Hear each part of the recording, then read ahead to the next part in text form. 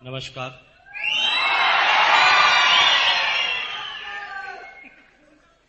नमस्कार। कैसे हैं आप? मैं पूछ रहा हूं कैसे हैं आप? झकास, बिंदास। Thank you. देखिए, सिर्फ इस पूरे हिंदुस्तान में जो पिछले 33 इयर्स से मैंने अपनी जिंदगी को जिया है, पिछले 6 साल और 4 महीने से आरसीएम बिजनेस को जिया है, ये तो सिर्फ आरसीएम के ही डिस्ट्रीब्यूटर हैं।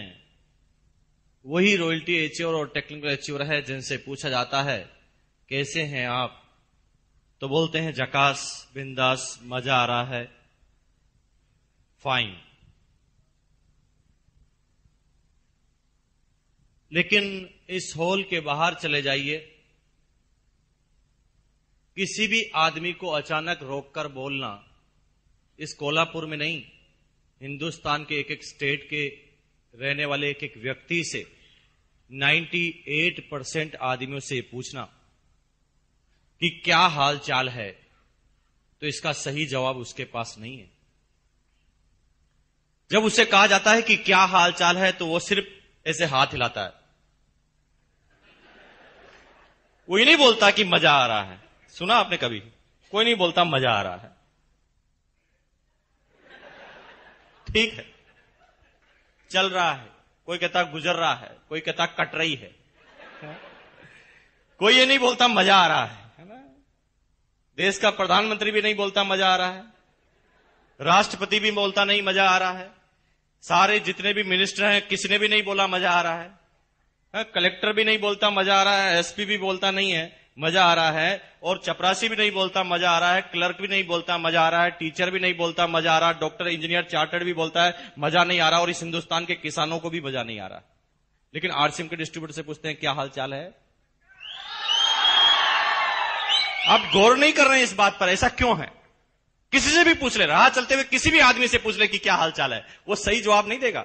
और यहां पर भी जो लोग जवाब नहीं दे रहे हैं, तो आप शकल देख लेना, वो आरसीएम के डिस्ट्रीब्यूटर नहीं होंगे।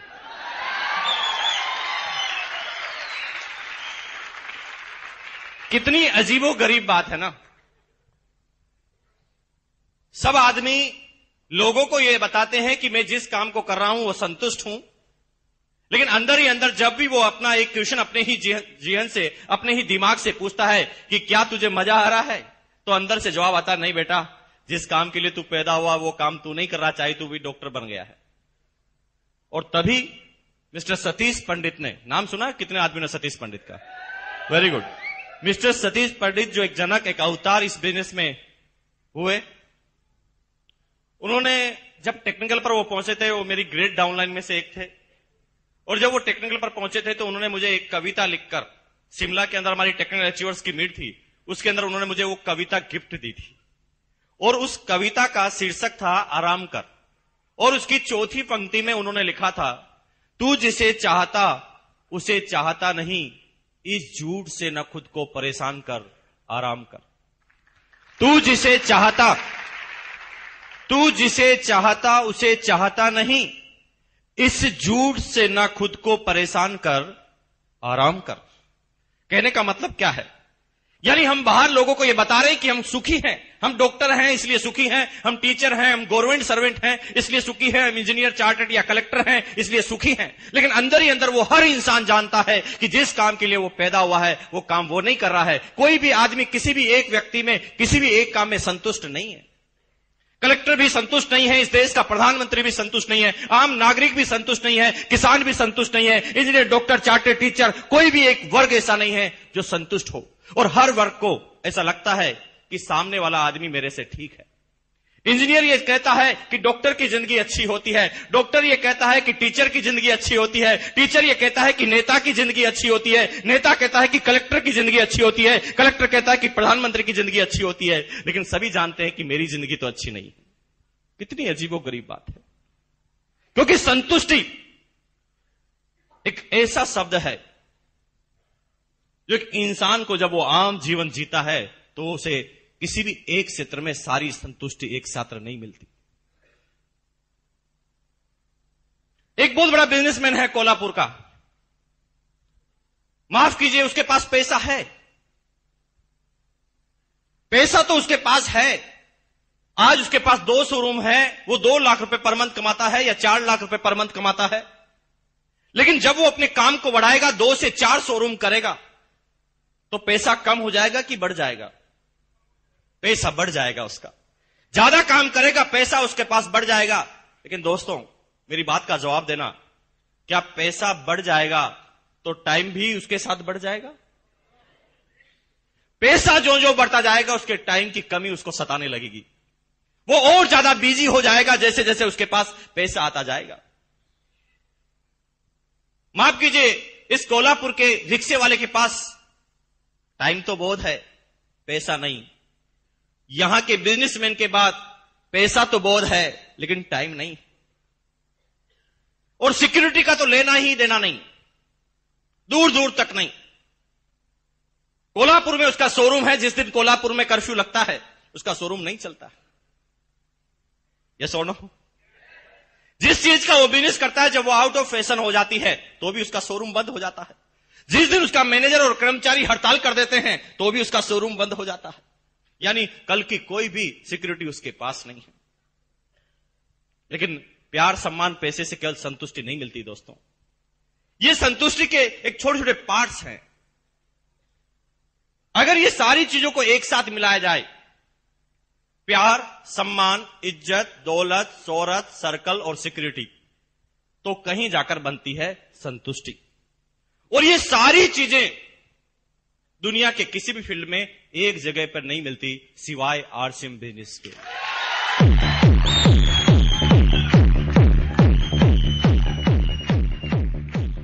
जब भी मैं कहीं किसी से पूछता था कि क्या हाल चाल है, कोई किसी का जवाब नहीं देता था। लेकिन आज ये लड़का जो आपके सामने खड़ा है, 244 रुपए से इस बिजनेस से सफर चालू किया था और आज 15.5 लाख रुपए से भी ज्यादा की इनकम इस बिजनेस से मेरे पास पर मंथ की आती है। लेकिन बात पैसों की नहीं है। मैं जानता हूं पैसा तो कोल्हापुर के कितने ही सेठ हैं जो मेरे से ज्यादा कमाते हैं। 6.25 साल पहले इस लड़के को जब एक स्कूटर खरीदना था ना, तो 4 आदमी से 1500 रुपए उधार लेने पड़े थे। मैं क्यों बोल रहा हूं ये सारी बातें? क्या फर्क पड़ सकता है आपके जीवन पर? यस, मैं आज उसी की तरफ इशारा करने के लिए आया हूं। माफ कीजिए, आपके कोल्हापुर में बहुत सारे व्यापारी होंगे जिनके पास जो पैसा मेरे पास आता है उससे कहीं गुना ज्यादा महीने का पैसा वो कमाते होंगे। आई नो वेरी वेल, मैं जानता हूं अच्छी तरह से। लेकिन उसके पास पैसा तो बहुत है, लेकिन क्या मेरी तरह उसके पास समय है? क्वेश्चन पूछना एक दिन उससे जाकर कि भैया, मुकेश कोठारी 3 महीने के लिए स्विट्जरलैंड घूमने जा रहा है, क्या आप उसके साथ चलना पसंद करेंगे? वो कहेगा मरने की फुर्सत नहीं है, कौन से घूमने की बात कर रहे हैं आप? क्या अजीबोगरीब इत्तिफाक है। उसके पास पैसा तो बहुत है, लेकिन टाइम उसके पास बिल्कुल नहीं। लेकिन मेरे पास पैसों के साथ साथ टाइम भी पैदा हुआ। शुरू के 3 साल मैं मानता हूं कि मेरे पास टाइम नहीं था, क्योंकि सतीश पंडित ने उसी कविता की 6ठी लाइन में लिखा था, इश्क मांगे कदम कदम कुर्बानियां, कुछ देर के लिए कुछ लज्जतें कुर्बान कर आराम कर। इश्क मांगे कदम कदम कुर्बानियां। इश्क मतलब जो भी नया काम आप कर रहे हैं, नया काम जो आप करने जा रहे हैं, जिसमें आप सफल होना चाहते हैं, जिसमें आप नंबर 1 जाना चाहते हैं, जहां पर भी आप नया काम करेंगे वहां पर आपको कुर्बानियां देनी पड़ेगी। बिना कुर्बानियों के आप नंबर 1 तक नहीं जा सकते। मुझे पता है कि शुरुआती 3 साल में जब इस बिजनेस हमने और हमारी अपलाइन ने चालू किया, मैं महीने में 25-25 दिन अपने घर से बाहर रहा करता था। सिर्फ एक मिशन, एक जज्बा, एक जुनून मेरे अंदर था। समझने वाले नहीं थे, मैं समझाने के लिए लेकिन फिर भी तैयार था। नहीं समझते थे लोग बाग, लेकिन 3 साल तक लगातार पूरे हिंदुस्तान में दौड़ लगाई और फिर मेरे पास पैदा होना चालू हुआ समय। आज यहां का जो लाला है वो कहीं ज्यादा पैसा मेरे से कमाता होगा, लेकिन उसके पास 24 घंटे ही हैं, 24 आवर्स। लेकिन मेरे पास 24 घंटे थे। मैंने 2 डाउनलाइन बनाई, ए और बी। दोनों ने इस बिजनेस में 1-1 घंटा काम अपने लिए करना चालू कर दिया। तो वो काम मेरे लिए भी तो हो गया। तो 24 और 2 मेरे पास कितने घंटे हो गए? 26। उसके पास 24 ही थे। यहां के लाला के पास जिंदगी भर 24 ही घंटे रहेंगे, मेरे पास हो गए 26। और तब इस घंटों की गणित को मैंने समझा और काम करना चालू किया।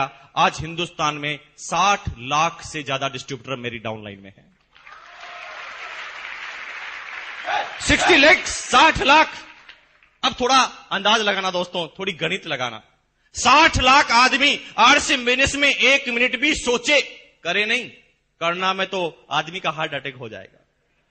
मैं करने की बात नहीं कर रहा हूं, मैं काम की नहीं बात कर रहा हूं। अगर 60 लाख आदमी आरसी बिजनेस के बारे में एक दिन में 1 मिनट भी सोचे तो मेरे पास एक दिन के 60 लाख मिनट हैं। क्या यहां के लाला के पास है? पूछना जाकर।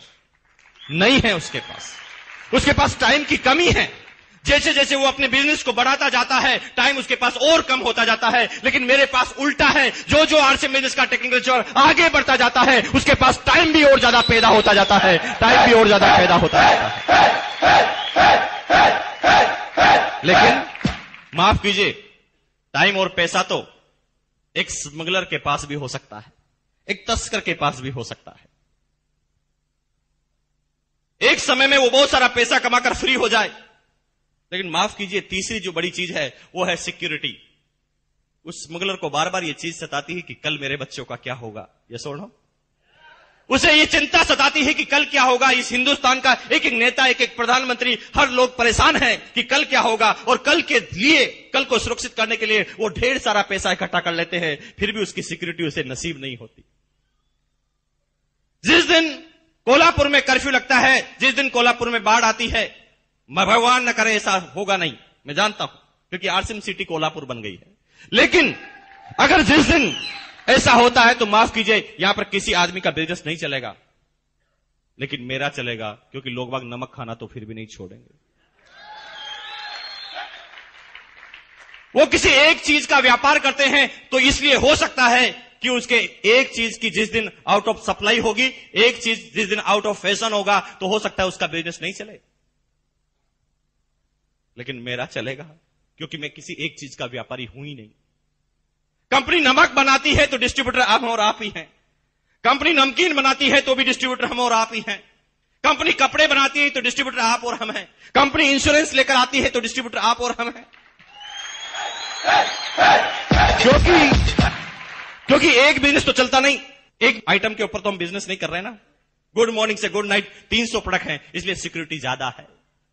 कल क्या होने वाला है, क्योंकि मैं किसी एक आदमी पर डिपेंड नहीं हूं। हो सकता है इस सिटी का लाला जो है बहुत सारे पैसा कमाता है, बहुत बड़ी फैक्ट्री उसके पास है, लेकिन जिस दिन सारे मजदूर हड़ताल कर देंगे, क्या उसकी फैक्ट्री चलेगी?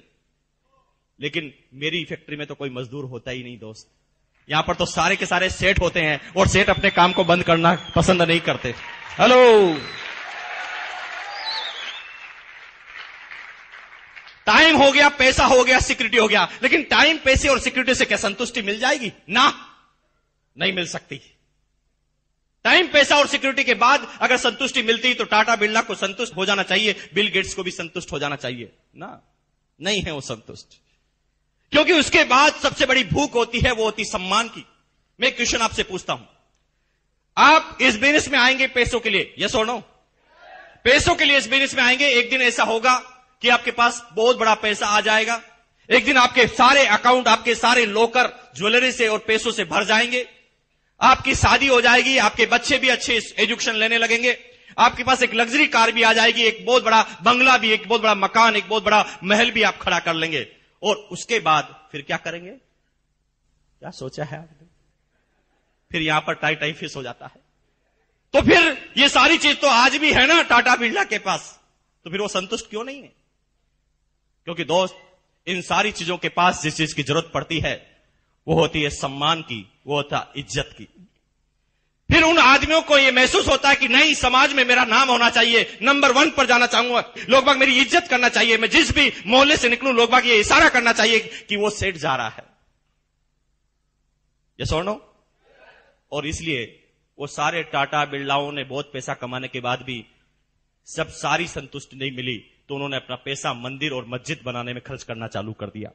बिरला मंदिर, बिरला जी को थोड़ी बिठाया मंदिर में, वो तो भगवान का मंदिर था ना, वो तो भगवान का मंदिर था, लेकिन मंदिर का नाम रखा बिरला मंदिर। फिर भी उस बिरला जी को संतुष्टि नहीं मिली। उन्होंने मंदिर पे नाम पर पैसा खर्च करना चालू किया ताकि उनका सम्मान हो, लेकिन केवल सम्मान, अगर टाइम मनी सिक्योरिटी के साथ सम्मान आए ना तो भी संतुष्टि नहीं मिलती दोस्तों। उसके बाद आदमी को चाहिए प्यार, रिलेशंस।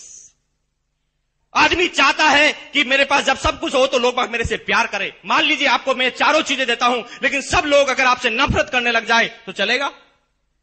नहीं चलेगा, क्योंकि इंसान को फिर जरूरत होती है इन सारी चीजों के बाद प्यार करें मेरे से लोग बाग। माफ कीजिए,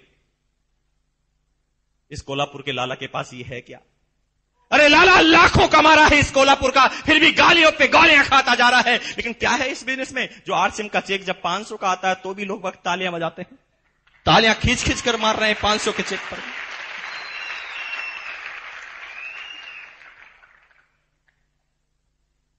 अरे कभी कभी तो समझ में नहीं आता कि रिएक्ट क्या करें।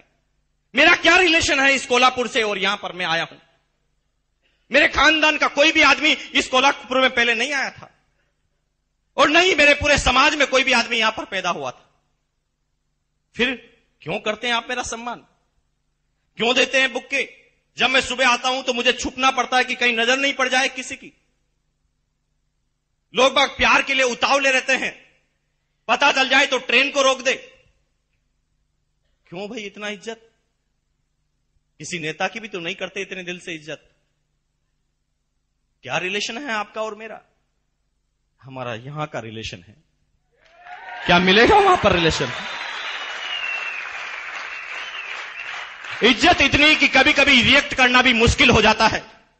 मेरी एज 33 साल की, एक 70 साल का, एक 75 साल का आदमी आता है, समझ में नहीं आता कि क्या करना चाहिए। उस समय आंखों में आंसू भर जाते हैं, रोने की इच्छा नहीं होती।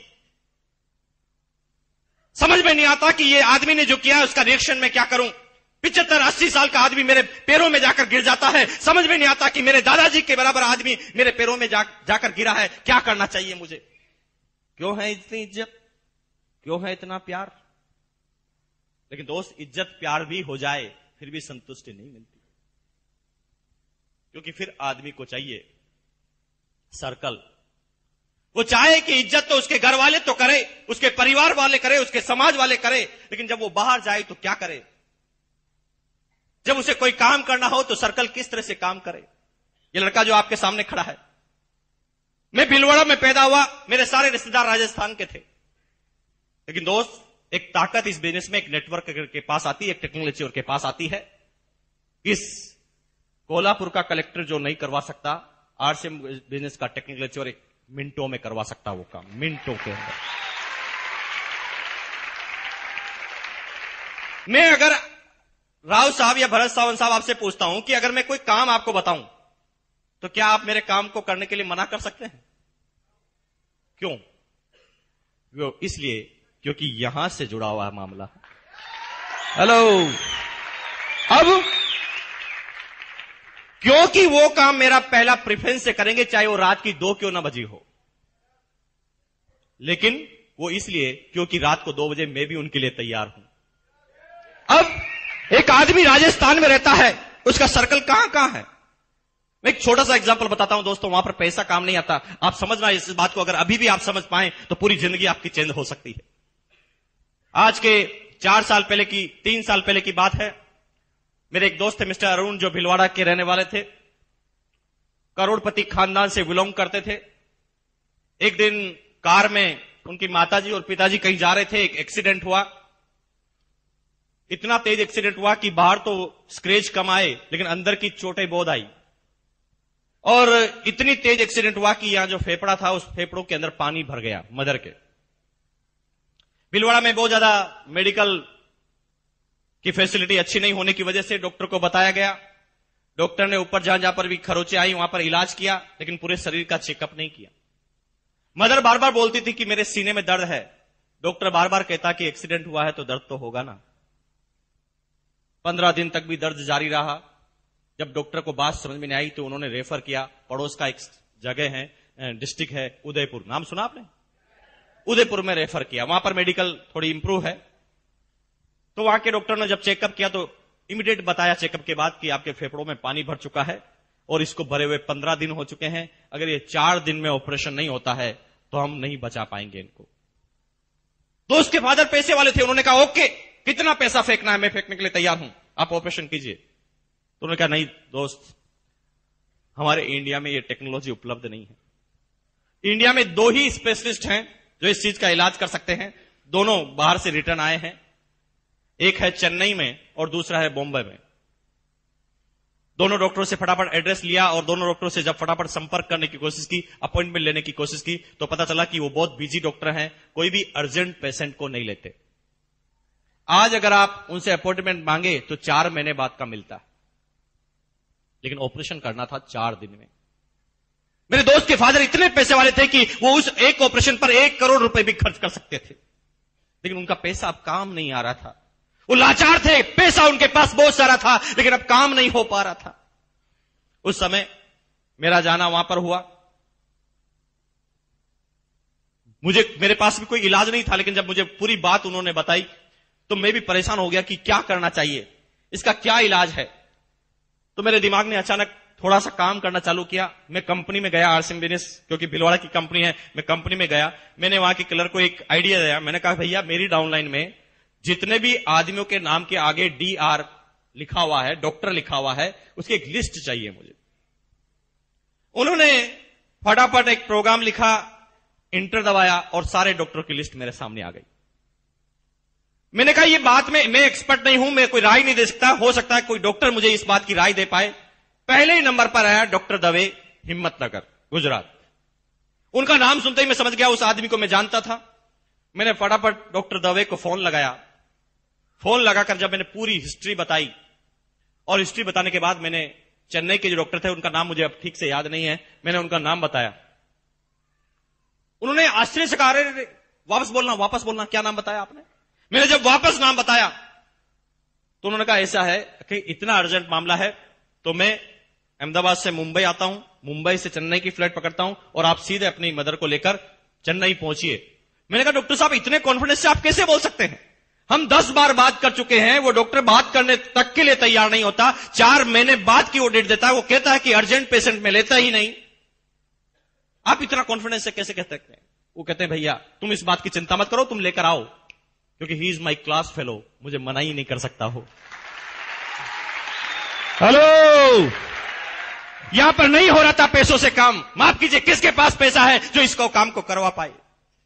एक इंसान को सच्ची संतुष्टि जब मिलती है जब ये सारी चीजें एक साथ एक फील्ड में अवेलेबल हो। माफ कीजिए, इस दुनिया में तो अभी कोई ऐसा फील्ड पैदा नहीं हुआ जो प्यार, सम्मान, इज्जत, दौलत, शोहरत, सिक्योरिटी और सर्कल सारी चीजें एक साथ ला कर दे। वो सिर्फ मिलती है आरसीएम के टेक्निकल अचीवर को। वो सिर्फ एक व्यक्ति को मिलती है जो आरसीएम के टेक्निकल अचीवर को मिलती है। और इसीलिए जब उसे कहा जाता है कि क्या हाल चाल है आपके, तो कहता झकास, बिंदास, मजा आ रहा है। नहीं बोल पाता एक आम आदमी मजा आ रहा है, लेकिन एक आम आदमी से हटकर एक टेक्निकल अचीवर बनता है जब उसे कहता है कि मजा आ रहा है। मैं आज आपसे क्या बात करूं, किस विषय पर बात करूं, मेरी आज सही मायनों में कहें दोस्तों मेरी कोई तैयारी नहीं है। आप ही बता सकते हैं तो बता दीजिए कि किस विषय में बात कर लें। जिस विषय में कहोगे उसी विषय में चल पड़ेंगे दोस्तों। आपके जो भी विषय जिंदगी के छूटे हुए बता दो आज मुझे, क्योंकि आज मैं बड़ा खुश हूं और जो भी बात करेंगे ना वो यहां से करेंगे। अभी कुछ आदमी कहते हैं यार अब आ गए हो, अब कुछ बता ही दो, हिंट दे दो ताकि हम भी समझ जाएं। आप सब लोग चाह रहे हैं कि थोड़ा आरसीएम के बारे में बता दो और हमारे सामने जो हमारे साथ जो आदमी आए वो समझ जाए और आपके डिस्ट्रीब्यूटर बन जाए। ये तो चाहते हैं हम बात करते हैं इसके बारे में, है ना? लेकिन आप चाहते जो है वो गलत चाहते हैं, वो सही नहीं चाहते। एक आदमी हंसी मुझे तब आती है जब 6.25 साल से जब लगातार वो इस बिजनेस को चलते हुए देखता है, फिर भी कहता है कि थोड़ा हमें समझा दो। क्या समझाएं आपको? अरे समझाना उस दिन पड़ता था जब 4 आदमी भी सेमिनार में नहीं आते थे, इस पूरे बिजनेस में 4 डिस्ट्रीब्यूटर भी नहीं थे। अभी हिंदुस्तान में न तो कोई स्टेडियम है और हिंदुस्तान में नई कैसा एडिटोरियम है जहां पर आरसीएम की सेमिनार एक बार में की जा सके। एक डिस्ट्रीब्यूटर से कहानी चालू हुई, 60 लाख डिस्ट्रीब्यूटर तक ये कहानी पहुंच गई, फिर भी आप कहते हैं कि थोड़ा समझा दो, अभी समझ में नहीं आ रहा है। अरे समझाना उस समय पड़ता था ना जब आरसी बिजनेस का एक पेंट पीस आता था किट के अंदर, उस समय समझाना पड़ता था कि बिजनेस क्या है। आज गुड मॉर्निंग से गुड नाइट 300 से ज्यादा प्रोडक्ट है आपके पास, फिर भी आप कहते हैं कि थोड़ा हिंट तो दे दो। क्या समझाऊं आपको? अरे समझाना उस समय पड़ता था जब गुजरात में डिस्ट्रीब्यूटर बनाना था तो भिलवाड़ा से किट लेकर आनी पड़ती थी, क्योंकि पूरे हिंदुस्तान में आरसीएम का एक ही शोरूम राजस्थान में होता था। अब एक से कहानी चालू हुई, आज हिंदुस्तान में 10,000 हो गए, फिर भी आप कहते थोड़ा तो समझा दो, आ ही गए हैं तो समझा दो। क्या समझाऊं मैं आपको? 80 से ज्यादा डिपो हिंदुस्तान के सारे राज्य, 60 लाख डिस्ट्रीब्यूटर, एक प्रोडक्ट से कहानी चले गई 300 प्रोडक्ट के ऊपर। हिंदुस्तान में 40 से ज्यादा करोड़पति, 850 से ज्यादा टेक्निकल अचीवर, 3,500 से ज्यादा रॉयल्टी अचीवर, हजारों लाखों आदमी, हजारों रुपए पर मंथ कमाने वाले आदमी, सारी बात जानते हैं, फिर भी कहते हैं थोड़ा तो बहुत समझा दो, आ गए हैं। क्या समझा दूं मैं आपको? अरे जिंदगी भर वो नमक खाते आए ना 9 रुपए किलो का, triple refined iodise ISI mark का साल्ट, नाम लेने की जरूरत नहीं है। जिंदगी भर वो 9 रुपए किलो का नमक खाते आए, अब वही नमक आपको 7 रुपए किलो में मिले, triple refined iodise ISI mark के साथ, और 7 रुपए मिलने के बाद भी उसके बिजनेस वॉल्यूम का 41% वापस मिले, फिर भी आप कहते हैं थोड़ा तो समझा दो ना। क्या समझाऊं मैं आपको? क्या बाकी रह गया समझाने को? जिंदगी भर नहाते आए ना उस 13 रुपए के साबुन से, हीरोइन बोलती आई कि मेरे रूप का राज, मेरे गोरेपन का राज, उसका कुत्ता गोरा हो गया, हम तो नहीं हुए। हम तो उसी इंतजार में अभी बरसों से, जन्मों जन्मों से उस साबुन को लगाते आ रहे हैं, हम तो नहीं हुए ना गोरे। जिंदगी भर लौटते हुए आ गए वो आदमी आपको। अब वही साबुन 70% टीफम में 100 ग्राम में, पहले आप 13 रुपए का जिंदगी भर खरीदते आए, अब वही साबुन आपको 8.5 रुपए में मिले, और उसके बाद उसके बिजनेस वॉल्यूम का भी 41% वापस मिले, और आप कहते थोड़ा सा समझा दो। अब आए गए तो थोड़ा तो हिंट दे दो। अरे दोस्त, ये तो वही बात हो गई ना, सतीश पंडित अपनी टेप में नहीं बोलते थे, एक आदमी के पास ऐसा एक थैला था, उसने सामने वाले से कहा, भाई साहब मेरे पास जो ये थैला है, क्या आप ये बता सकते हैं कि इस थैले में क्या है? और अगर आप ये बता दें कि इस थैले में क्या है तो इस थैले में जितने भी केले हैं तुम्हें इनाम। कुछ लोगों को कल तक समझ में आ जाएगी।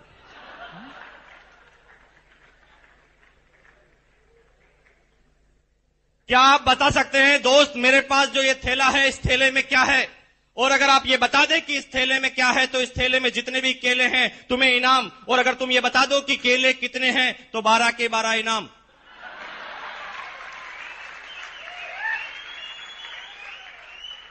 दोस्तों, प्रॉब्लम यहां पर नहीं है, प्रॉब्लम इस जगह पर नहीं है, प्रॉब्लम इस जगह पर है कि कुछ लोग ये सारी बात सुनने के बाद भी ऐसे दिमाग लगाते हैं।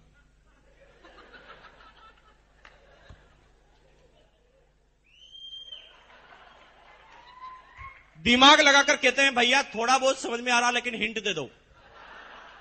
इसे कहते हैं गई भैंस पानी में। क्या हिंट दे दे आपको?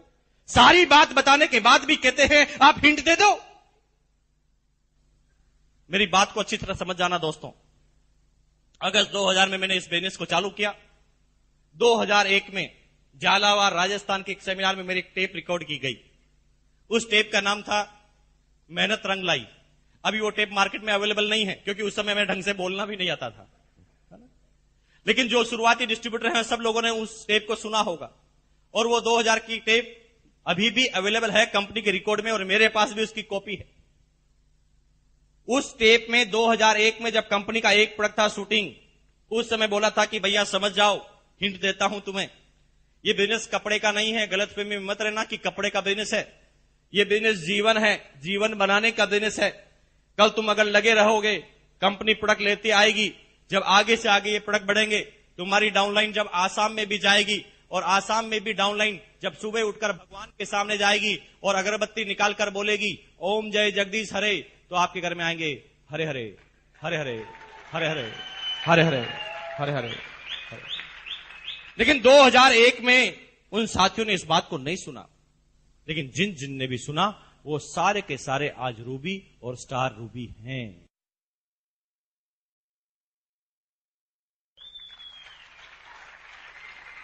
जिन लोगों ने सुना वो सारे के सारे रूबी और स्टार रूबी हैं, क्योंकि अभी ये बिजनेस चालू नहीं हुआ है। मेहनत रंग लाई, सफलता के 5 सूत्र, आरसीएमई क्यों, टेक्निकल अवाहत में हर टेप में एक ही बात का मैंने बार बार उल्लेख किया था। आपने अगर सुनी हो तो मैंने उसके अंदर बार बार कहा था कि गलतफहमी में मत रहना कि ये बिजनेस चालू हो गया है। अभी ये बिजनेस चालू नहीं हुआ है, अभी तो 2007 दिसंबर में चालू होने का इसका सही वक्त आएगा। तो आप सोच रहे होंगे कि अभी क्या हो रहा है। गलतफहमी में मत रहना कि अभी ये बिजनेस हो रहा है। अभी बिजनेस नहीं हो रहा है दोस्तों, अभी तो आर्थिक आजादी की सेना तैयार की जा रही है और अभी सिर्फ सैनिकों की भर्ती चालू है, जनरल आदमी की भर्ती अभी इस बिजनेस ने चालू नहीं की है। अभी तो ये कंपनी एफएमसीजी प्रोडक्ट की कंपनी है, फास्ट मूविंग कंज्यूमर गुड्स। ये अभी कंपनी सिर्फ फास्ट मूविंग कंज्यूमर गुड्स की है। और एक आप बहुत आश्चर्यजनक आंकड़ा आपको बताऊं क्या? पूरी दुनिया के टर्नओवर की बात की जाए तो एफएमसीजी का टर्नओवर मात्र 10% का होता है, यानी 90% वाले क्षेत्र में तो अभी आरसीएम बिजनेस ने कदम भी नहीं रखा है। एफएमसीजी जो खाना पीना कपड़ा जो आप कह रहे हैं ना, ये पूरी दुनिया के टर्नओवर का मात्र 10% है, यानी 90% टर्नओवर जो वाली चीजें हैं जिसके अंदर अभी इस कंपनी ने कदम भी नहीं रखा, जिसे कहते हैं सर्विसेज सेक्टर, जिसे कहते हैं सर्विसेज सेक्टर। बिजनेस की शुरुआत होने दो। अभी तो ये 6 साल का बच्चा है, अभी तो बच्चे का बचपना आपने देखा है, जवानी तो आने दो। अभी तो बचपना आपने देखा है, जवानी तो आने दो इस बिजनेस की। मेरे शब्दों पे ध्यान देना, जिसने भी आरसीएम का नाम सुन लिया है, सिर्फ एक बार सुन लिया है, आरसीएम का हर व्यक्ति जिसने भी नाम सुन लिया है उसे आरसीएम बिजनेस में आना मजबूरी है। मजबूरी का नाम लिया है मैंने, इच्छा का नाम नहीं लिया, मजबूरी है। क्योंकि आरसीएम बिजनेस अब बिजनेस नहीं रहा है, जीवन हो गया है और जीवन में आने से मना नहीं कर सकता कोई भी आदमी। ये कह सकता है कि मैं जिंदा नहीं रहूंगा, क्योंकि आरसीएम बिजनेस में आपको वही काम करने पड़ते हैं जो आप पहले ही करते हैं। अरे एक सिंगल काम ऐसा बताओ जो आरसीएम बिजनेस में आने से पहले आप नहीं करते थे, जो आरसीएम बिजनेस में करना पड़ता है। एक सिंगल मात्र तो काम बताओ। मेरी लाइन को समझ जाना, अगर मेरा बस चले ना दोस्तों, तो ये आरसीएम बिजनेस को मैं हटा दूं, बिजनेस वर्ड ही हटा दूं। ये तो बिजनेस इसलिए लिखा गया है क्योंकि भारत में आदमी पैसों के अलावा समझता नहीं, पैसों की भाषा ही समझता है। इसलिए इस देश को आर्थिक आजादी दिलाने के लिए भी बिजनेस शब्द का ही उल्लेख किया गया है। अगर मेरा बस चले तो यहां पर आरसीएम बिजनेस नहीं, मैं आरसीएम जीवन कर दूं। ये आरसीएम जिंदगी है, ये आरसीएम बिजनेस जीवन है। मेरे एक शब्द को फिर समझ जाना, मैं 3 बार रिपीट कर चुका हूं। शायद ये हिंट आप ले जा रहे हैं कि नहीं ले जा रहे हैं मुझे पता नहीं। हर उस आदमी को आरसीएम बिजनेस में आना पड़ेगा, ये उसकी मजबूरी है जिसने भी आरसीएम का नाम सुन लिया है। कुछ लोग जो थोड़ा सा भी दिमाग रखते हैं इस बिजनेस के प्लान को देखते ही समझ जाते हैं। कुछ लोग लोगों को चलते हुए देखकर समझ जाते हैं। कुछ लोग पड़ोसी के घर में जब कार आती है तो समझ जाते हैं। कुछ लोग पड़ोसी को जब 3 साल करते हुए देखते हैं तो समझ जाते हैं। कुछ लोग समझ जाते हैं, कुछ लोग समझा दिए जाते हैं। कुछ लोग मर्जी से समझ जाते हैं, कुछ लोग मजबूरी से समझ जाते हैं। हर आदमी को जिसने भी इस बिजनेस का नाम सुन लिया है उसे आना पड़ता है, क्योंकि आरसीएम बिजनेस नहीं, जीवन है। जीवन में आने से कोई मना नहीं कर सकता। लेकिन क्यों होता है समय 1 साल, 2 साल, 3 साल, 4 साल बाद क्यों एक आदमी को यह बात समझ में आती है? Now seminar is start. अब चालू हो रही है सेमिनार की बात। निकाल लीजिए अगर आपके पास पेन है, निकाल लीजिए आपके पास अगर डायरी है। समझ जाना, अगर ये 3 बातें समझ में आ गई, पूरी सेमिनार, पूरा बिजनेस और पूरी जिंदगी समझ में आ जाएगी। पूरी लाइफ, ना सिर्फ इस बिजनेस की बात कर रहे हैं, जिंदगी के हर क्षेत्र में, चाहे आप नेता हैं तो नेता में नंबर 1, बिजनेस करते हैं तो बिजनेस में नंबर 1, सर्विस करते हैं तो सर्विस में नंबर 1, आरसीएम करेंगे तो आरसीएम बिजनेस में नंबर 1, आप गृहिणी हैं तो गृहिणी में नंबर 1, और अगर आप अच्छे पति हैं तो पति में नंबर 1, पत्नी है तो पत्नी में नंबर 1, जिसमें भी जाएंगे उसमें नंबर 1। क्योंकि मैं बताने जा रहा हूं सफलता के 3 दुश्मन। नंबर 1, पहला ईगो, घमंड, ईगो, घमंड। नंबर 2, शर्म, शेम। नंबर 3, शंका, डाउट। ईगो, शर्म, शंका। ईगो, मुझे पता है इस हॉल में आज बहुत सारे ऐसे आदमी हैं जो पहली बार आए होंगे, और इस हॉल में इतनी तालियां बजने के बाद भी वो ताली नहीं बजा रहे हैं। पता है क्यों? सफलता का पहला दुश्मन उनकी जिंदगी में आ गया है, जो 95% आदमियों की जिंदगी में आ जाता है, एकदम सही समय पर एंट्री लेता है, जिसे कहते हैं ईगो। पता वो क्यों नहीं बजा रहा? जानते हैं कि उसे अच्छा लग रहा है, उसे मजा आ रहा है, फिर भी वो ताली इसलिए नहीं बजा रहा है क्योंकि उसे जबरदस्ती पहली बार किडनैप करके लाया गया है।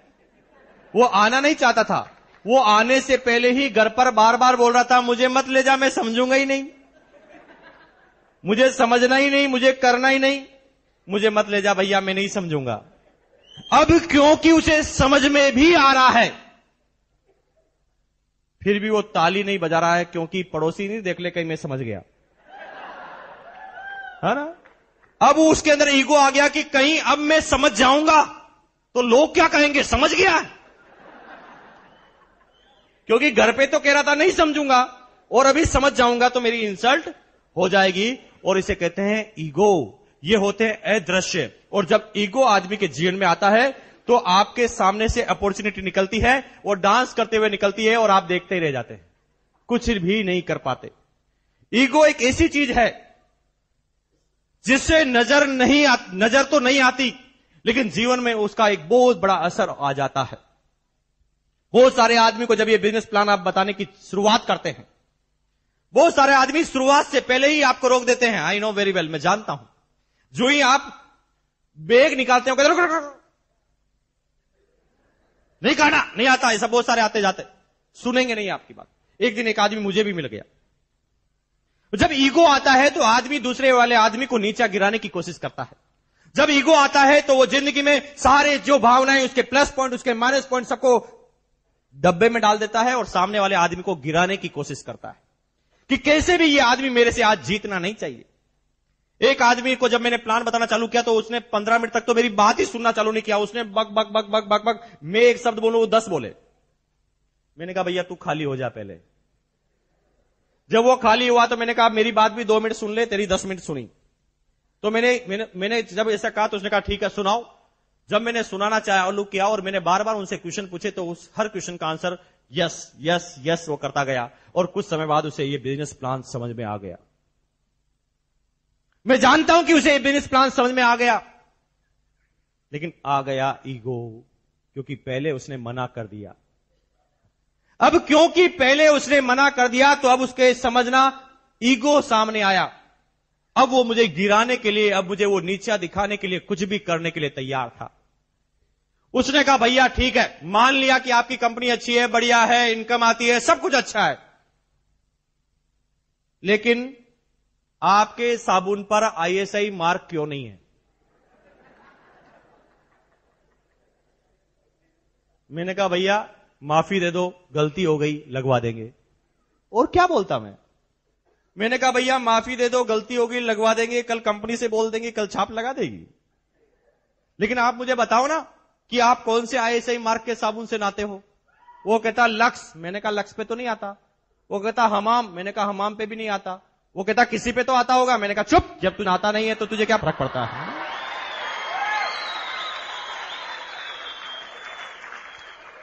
जब ईगो आता है तो आदमी कुछ भी पूछता है, हर कुछ वो प्रेस्टीज इश्यू बना लेता है और वो नीचे गिराने के लिए आदमी को कुछ भी करने के लिए तैयार हो जाता है। एक आदमी ने मुझे कहा, भाई साहब आपकी कंपनी क्या रजिस्टर्ड कंपनी है?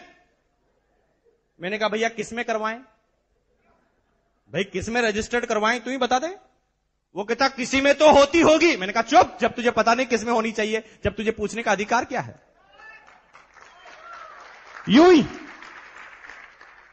ईगो आता है कि मैं ज्यादा पढ़ा लिखा हूं, ये मुझे समझाएगा क्या? ये मुझे समझा सकता है? मैं इंजीनियर हूं, मैं डॉक्टर हूं, मैं चार्टर्ड हूं, ये छठी क्लास आदमी क्या मुझे समझा सकता है?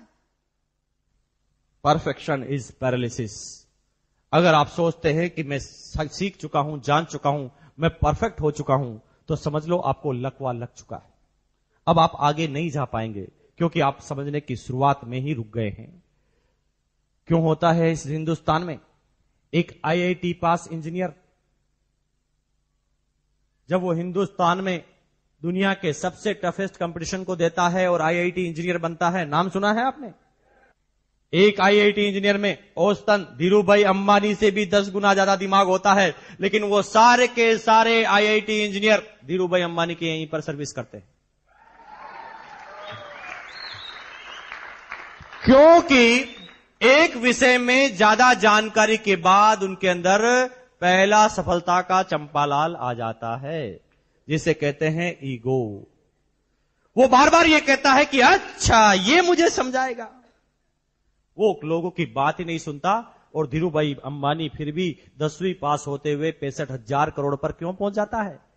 क्योंकि वो रोज कहता है मुझे कुछ नहीं आता, मुझे बताओ ना, मुझे कुछ नहीं आता, मुझे कुछ नहीं आता, मुझे बताओ, मुझे कुछ नहीं आता, मुझे बताओ, मुझे कुछ नहीं आता, मुझे बताओ, मुझे कुछ नहीं आता, मुझे बताओ, मुझे कुछ नहीं आता, मुझे सिखाओ, कुछ नहीं आता, मुझे बताओ, मुझे कुछ नहीं आता, मुझे बताओ, मुझे कुछ नहीं आता, मुझे बताओ, मुझे कुछ नहीं आता, मुझे बताओ, मुझे कुछ नहीं आता, मुझे बताओ, मुझे कुछ नहीं आता, मुझे बताओ, मुझे कुछ नहीं आता, मुझे बताओ, मुझे कुछ नहीं आता, मुझे बताओ। सीखता जाता है, सीखता जाता है, सीखता जाता है, सीखता जाता है, सीखता जाता है, सीखता जाता है, सीखता जाता है, सीखता जाता है, सीखता जाता है, सीखता जाता है, सीखता जाता है, सीखता जाता है, सीखता जाता है। Number 1 in the India 65,000 crore का साम्राज्य खड़ा कर देता है, क्योंकि वो कहता है कि मुझे कुछ नहीं आता। लेकिन आप, अच्छा ये मुझे समझाएगा, मुझे तो पहले ही पता है, मैं तो पहले ही जानता हूं, MBA मुझे बहुत आता है, मुझे पहले ही पता है, मुझे पहले ही जानकारी है, और इसलिए हमारी जानकारी एक दायरे में सिमट जाती है और हम जिंदगी में आगे नहीं बढ़ पाते, एक जगह जाकर टिक जाते हैं। और तभी वो 10वीं पास धीरूभाई अंबानी अपने दिमाग को थोड़ा सा चलाता है, क्योंकि वो समझ जाता है कि ये जो आदमी इंटेलिजेंट है, अगर ये मेरे साथ काम करेगा तो एक झटके में मेरे से 10 गुना आगे निकल जाएगा, क्योंकि मेरे से ज्यादा 10 गुना दिमाग इसके पास है। और इस कमजोरी को जब समझता है, ईगो को, तो जो ही वो कुछ करने की सोचता है उसे 4 लाख रुपए का इंक्रीमेंट देता है। वो आदमी डर जाता है, दूसरी जगह चालू करूंगा तो 0 से काम करना पड़ेगा और यहां पर तो सीधे 25 लाख मिलते हैं। और जिंदगी भर वो धीरूभाई अंबानी के यहां पर ही सर्विस करता जाता है, उसी कंपनी में डायरेक्टर और प्रेसिडेंट बनता जाता है, लेकिन वो धीरूभाई अंबानी कभी नहीं बन पाता, क्योंकि वो बार बार कहता है कि मुझे समझाएगा, वो समझने की कोशिश ही नहीं करता।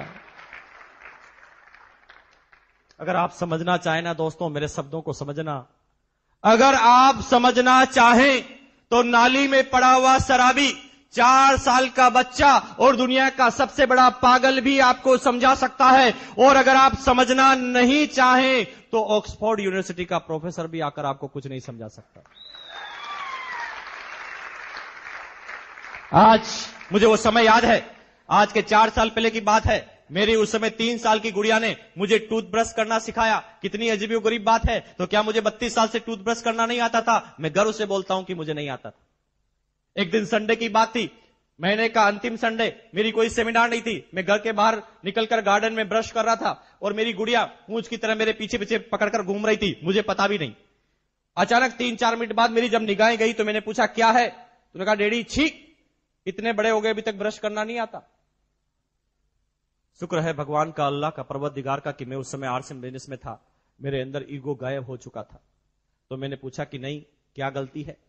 अगर मैं आरसीएम नहीं करता तो उस बच्चे के एक चपाटा मारता और कहता, अच्छा तू समझाएगी मुझे।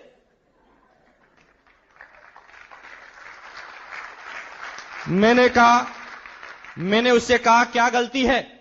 उन्होंने कहा डैडी इतने बड़े हो गए अभी तक समझ में नहीं आती।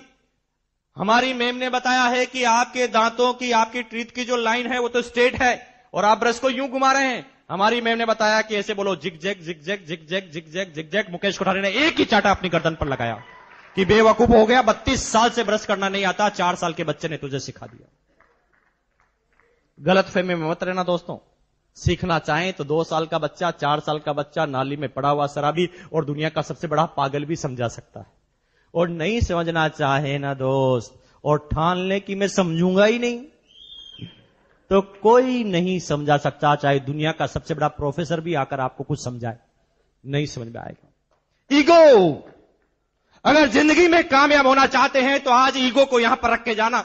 मैं ये नहीं कहता कि आज से बिजनेस करना, मैं ये नहीं कहता कि इस बिजनेस का काम करना। अगर आप टीचर हैं तो टीचर में ईगो को त्याग देना, अगर आप बिजनेसमैन हैं तो बिजनेस में ईगो को त्याग देना, आप पति हैं तो पति का ईगो त्याग देना, अगर आप पत्नी हैं तो ईगो को त्याग देना, अगर आप बिजनेसमैन हैं तो ईगो को त्याग देना, आप दुनिया के किसी भी क्षेत्र में है ईगो को त्याग देना। क्योंकि जब ईगो आता है तो अदृश्य आता है, आपके सामने डांस करता हुआ निकलता है और आपके सामने अपॉर्चुनिटी चले जाती है साइड में, और फिर आपकी जिंदगी में आता है काश ये जमीन 5 रुपए गज में मिल रही थी, ले लेता तो करोड़पति होता, किसी ने रोका, ले लेते, जिसने ली वो तो करोड़पति हो गया है। नंबर 2, शर्म, अपने काम में शर्म।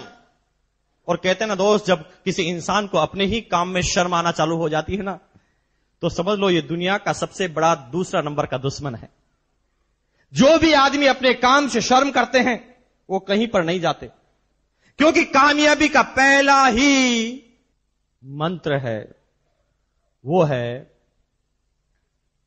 जब तक दुनिया ये नहीं कह दे कि बंदा ये बिंदास है, तब तक आप कामयाब नहीं होंगे, चाहे आप किसी भी क्षेत्र में हैं। जब लोग बाग ये कहने लग जाए कि बंदा ये बिंदास है, अपने काम से जो शर्म नहीं आती, तो आप भी कामयाब हो जाएंगे। 95% आदमियों को काम करने से पहले शर्म आती। मैं डॉक्टर हूं, लोग क्या कहेंगे, 8 रुपए का साबुन बेच रहा है। मैं तो बिजनेसमैन हूं, क्या ये मैं 1500 रुपए का छोटा सा बिजनेस करूंगा? मैं ये हूं, मैं वो हूं, और अपने काम से शर्म आती है। और उसका छोटा भाई काम करते करते मर्सिडीज कार लेकर आता है, फिर बात समझ में आती है। आई ना कुछ लोगों को 2 साल बाद, 5 साल बाद भी आती कुछ लोगों को। मेरे दोस्तों को भी 5-6 साल बाद समझ में आई। वो कहते मैं दुश्मन हूं, तूने मुझे पहले क्यों नहीं बताया? शर्म, काम से शर्म। और दोस्तों, जब किसी इंसान को अपने ही काम से शर्म आती है ना, फिर वो कहीं नहीं जा सकता। कहते हैं, किसी विद्वान ने भी कहा है, अगर आप चाहते हैं 5 मिनट की खुशी प्राप्त करना तो एक झपकी ले लो। अगर आप चाहते हैं कि 3 घंटे की खुशी लेना तो एक फिल्म देखने चले जाओ। अगर आप चाहते हैं 1 दिन की खुशी प्राप्त करना तो पिकनिक पर चले जाओ। अगर आप चाहते हैं 7 दिन की खुशी प्राप्त करना तो हनीमून पर चले जाओ। अगर आप चाहते हैं कि 3 महीने की खुशी लेना तो शादी कर लो। अगर आप चाहते हैं कि 1 साल की खुशी, 2 साल की खुशी मिले तो खूब सारा पैसा कमा लो। लेकिन अगर आप चाहते हैं कि जिंदगी भर खुशी चाहिए तो अपने काम से प्यार कर लो। अपने काम से अगर आपको प्यार हो गया तो किसी खुशी की तलाश में आपको नहीं जाना पड़ेगा। अगर आप अपने काम से प्यार कर लेते हैं तो कभी आपको किसी खुशी की तलाश में नहीं जाना पड़ेगा। दोस्त, जो भी शर्म को त्यागा है वो सब नंबर 1 पर गए हैं, लेकिन 98% आदमी नहीं त्याग पाते अपनी शर्म को। धीरूभाई अंबानी को अपने जीवन की शुरुआत पेट्रोल पंप पर सर्विस करते हुए शर्म नहीं आई। कर डाली उसने पेट्रोल पंप पर सर्विस, भर डाला पेट्रोल और बना दी दुनिया की सबसे बड़ी रिफाइनरी। अमिताभ बच्चन को लावारिस फिल्म की शूटिंग में अचानक डायरेक्टर ने बोला कि भैया लड़की के कपड़े पहन के डांस करना पड़ेगा इस डांस में। बंदा वो बिंदास था, फटाफट लड़की के कपड़े पहने और गा दिया मेरे अंगने में सुपर डुपर हिट। वो अपने काम से प्यार करता था, अपने काम से प्यार करने की वजह से वो क्षेत्र में वो नंबर 1 पर गया। तभी राव साहब बार बार बोलते हैं, अरे दोस्त, इस देश में कामयाब व्यक्ति टाटा आज भी नमक का व्यापार करते हुए शर्म नहीं करता, बाटा आज भी जूतों का व्यापार करते हुए शर्म नहीं करता, अंबानी अभी आम और सब्जियों का व्यापार करते हुए भी शर्म नहीं कर रहा है। तो आप किस खेत की मूली हैं दोस्त, जो आपको शर्म आ रही है?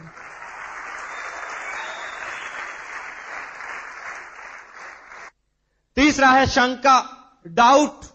हर काम की शुरुआत में सिर्फ और सिर्फ डाउट कर लेना, शंका कर लेना। अरे दोस्त, क्यों नहीं समझ में आता है ये बिजनेस? 1500 रुपए में 3 जोड़ी कपड़े, जिंदगी भर कपड़े खरीदते आए हैं लाला की दुकान से। कभी लाला के ऊपर शंका की है आपने? नहीं की है लाला के ऊपर शंका। जिंदगी भर लाला के कपड़े पहन पर कर लाला के बच्चों को विदेश में भिजवा दिया, लाला के घर पर मर्सिडीज कार आ गई, लाला ने बड़ा बंगला ले लिया, लाला की पत्नी पूरा ज्वेलरी बॉक्स का सारा ज्वेलरी पहन लेती है। क्यों हुआ इन सालों में? क्योंकि कभी हमने लाला पे शंका नहीं की। लेकिन इस बिजनेस में 1500 रुपए कपड़े मिलने के बाद करोड़पति बनने का लाइसेंस मिलता है और उसके ऊपर 2 लाख का एक्सीडेंटल इंश्योरेंस मिलता है और सारे प्रोडक्ट की डीलरशिप मिलती है। फिर भी ये बात समझ में नहीं आती, क्योंकि बात इजी होती है तो शंका हो जाती है।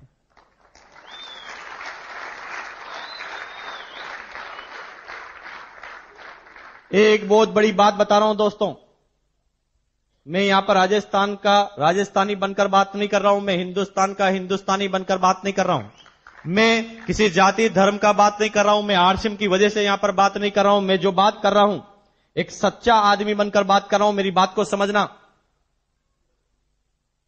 राजस्थान के व्यापारी को पूरे हिंदुस्तान में क्या कहा जाता है पता है आपको? मारवाड़ी। और मारवाड़ी का ब्रांड इमेज बताऊं मैं आपको? कंजूस मक्की चूस। आज भी हर फिल्म में उसी मारवाड़ी को बताया जाता है जिसने टोपी पहनी है, वो राजस्थानी भाषा में बात करता है, उसके रोल को केस में बताया जाता है कंजूस मक्की चूस। अभी तो आप हंस लिए, आगे सुनो। उसे कहा जाता है कंजूस मक्की चूस। जिस आदमी को कहा जाता है कंजूस मक्की चूस, आज पूरे हिंदुस्तान की अर्थव्यवस्था की बात करें ना तो 50% से ज्यादा अर्थव्यवस्था सिर्फ मारवाड़ियों के हाथ में है। बिरला, बांगड़, बजाज, जेके, सिंगानिया, मित्तल, जिस भी ग्रुप का नाम आप ले लेंगे वो राजस्थानी होगा। क्यों? जिस आदमी को कहा जाता है कंजूस मक्की चूस, पूरे हिंदुस्तान की अर्थव्यवस्था एक राज्य के लोगों के पास, क्योंकि उनके पास एक जन्मजात गुण था जो लगभग 95% हिंदुस्तानियों में नहीं पाया जाता, अभी तो राजस्थानियों में भी नहीं पाया जाता।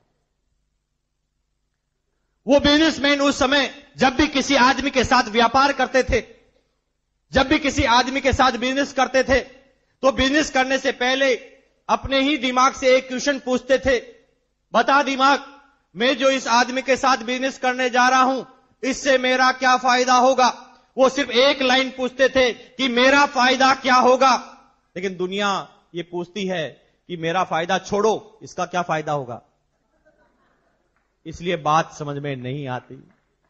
1500 रुपए में 3 जोड़ी कपड़े, 300 प्रोडक्ट की डीलरशिप, LIC, आप इंश्योरेंस, सारी चीजें मिलने के बाद, 7 रुपए किलो का नमक मिलने के बाद, 8 रुपए का साबुन मिलने के बाद भी लोग इसे क्यों नहीं समझ पाते? क्योंकि इतनी इजी है ना, इसलिए शंका हो जाती है। 1500 रुपए में इतनी सारी चीजें दे रहा है, जरूर कोई ना कोई बात होगी, इसलिए बात समझ में नहीं आती। और इसीलिए वो हर चीज में नेगेटिव चीज ढूंढना चालू करता है। हिंदुस्तान में हर पॉजिटिव काम पर शंका होती ही है, फाइनल है, क्योंकि इसकी शुरुआत कहीं ना कहीं हमारे कल्चर से हुई है। मैं ये नहीं कहता कि हमारे पूर्वज गलत थे, हो सकता है उनकी जानकारी थोड़ी सी गलत हो। तभी तो हिंदुस्तान में जब एक बच्चा पैदा होता है ना, पैदा होते ही उसे सिखाया जाता है, बेटा बोलो नाना नानी, नाना नाना, नानी नानी नानी नानी, नाना नाना नाना नाना नाना नाना, नानी नानी नानी नानी नानी। और नाना इतना करवाया जाता है उससे कि बड़ा होकर वो हर चीज में पहले बोल देता है ना।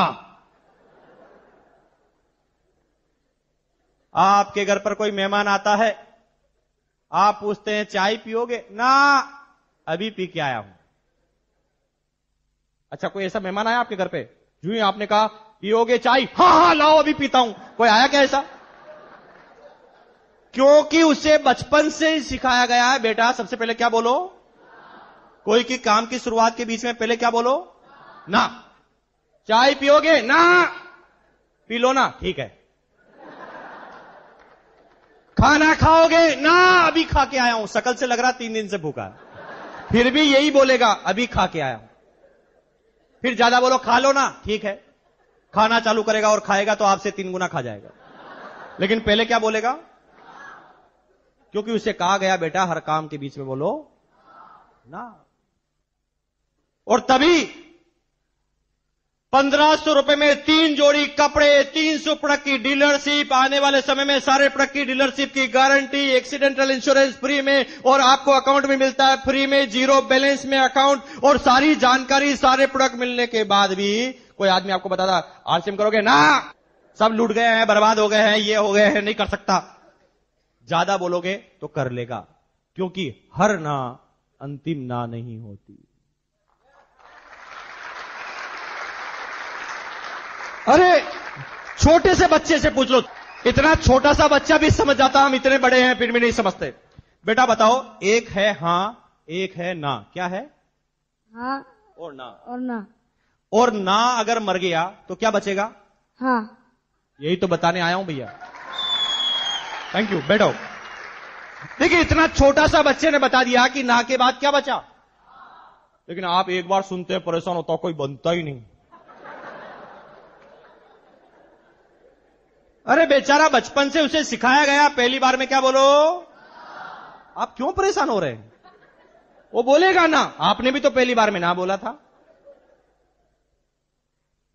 आप इंतजार करें उसके हां का, आप बात करें उससे आगे, क्योंकि बात इतनी पॉजिटिव है ना भैया, इसलिए तो शंका होती है कि 1500 रुपए में जीवन, 1500 रुपए में जीवन बना देता है, विश्वास नहीं होता, इसलिए शंका होती है। अगर अभी भी मेरी बात को नहीं समझ में आ रहे हैं ना, तो कितने आदमी शादीशुदा है, हाथ खड़ा कर दो। तो दूसरी शादी करने का मूड है क्या? हाथ खड़ा करो ना, अगर हो गई तो खड़ा कीजिए। वेरी गुड, हाथ नीचे रखिए। आप सब लोग शादीशुदा है, और जो लोग आज अपनी पत्नी को यहां पर नहीं लेकर आए हैं, जो आदमी अपनी पत्नी को आज यहां पर नहीं लेकर आए हैं, यहां से घर पे जाना, घर पे जाते ही अपनी पत्नी को सामने बिठाना और मुस्कुराकर बोलना आई लव यू। आपके ऊपर ही शंका हो जाएगी। आपकी पत्नी ये पता लगाएगी कि आज इनका पता लगाओ कि कहां गए थे। ऐसा पॉजिटिव शब्द कैसे बोलते हैं? क्योंकि शब्द पॉजिटिव है, इसलिए शंका जायज है। समझ रहे मेरी बात को? क्योंकि आदमी को शंका तब होती है जब उसे ज्यादा मिलता है। मुझे पता है, आज के 3 साल पहले मैं स्लीपर क्लास में सफर करता था, और मैं स्लीपर क्लास में सफर इसलिए करता था क्योंकि मेरी और ग्रोइंग स्टेज थी, और मुझे पता था कि मेरे जैसे आदमी स्लीपर क्लास में ही मिल सकते हैं ट्रेन के अंदर। तो मैं 3 साल पहले की बात है, स्लीपर क्लास में विंडो के नजदीक बैठा हुआ था, एक भिखारी किसी स्टेशन पर आया। देखिए, हिंदुस्तान का भिखारी ऊपर नहीं चढ़ता, नीचे की तरफ गिरता जाता है। मुझे क्या बोलता है पता है? आते ही, सर प्लीज, सर प्लीज 1 रुपया देंगे? मैं उसकी तरफ देख के मुस्कुराया। उसने कहा 8 आने तो दे दे। अब वो औकात में भी गिरता जा रहा है, पैसे में भी गिरता जा रहा है। जब मैं उसकी तरफ देख के और मुस्कुराया तो उसने कहा 54 की भी औकात नहीं क्या तेरी? मैंने कहा यार अजीब मामला है, गिरता ही जा रहा है, गिरता ही जा रहा, कोई हद ही नहीं। मैंने अचानक जेब में हाथ डाला, 500 का नोट निकाला, मैंने कहा ले, वो भाग गया। उसने कहा इसका क्या फायदा है? अरे तेरे को 500 से मतलब है कि मेरे फायदे से मतलब है? और 90% आदमियों को यह बात इसलिए नहीं समझ में आती कि इसका क्या फायदा है, और इसलिए बिजनेस समझ में नहीं आता। और यह सफलता के जब 3 दुश्मन किसी की जिंदगी में आते हैं,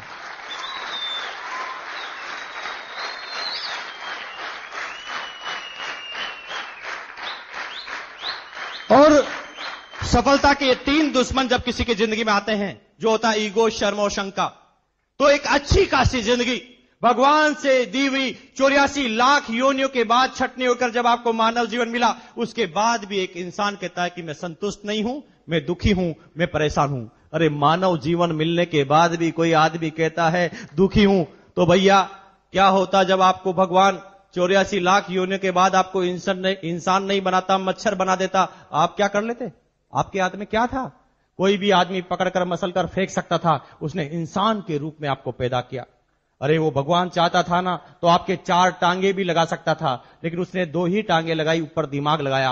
और इतनी सारी बात मिलने के बाद भी आप कहते हैं मैं बदनसीब हूं। बदनसीब नहीं है दोस्त, अगर ये सारी बातें भी अगर आपको समझ में नहीं आती तो यहां पर आपकी किस्मत का लेना देना नहीं है, आपका दिमाग खराब है बस।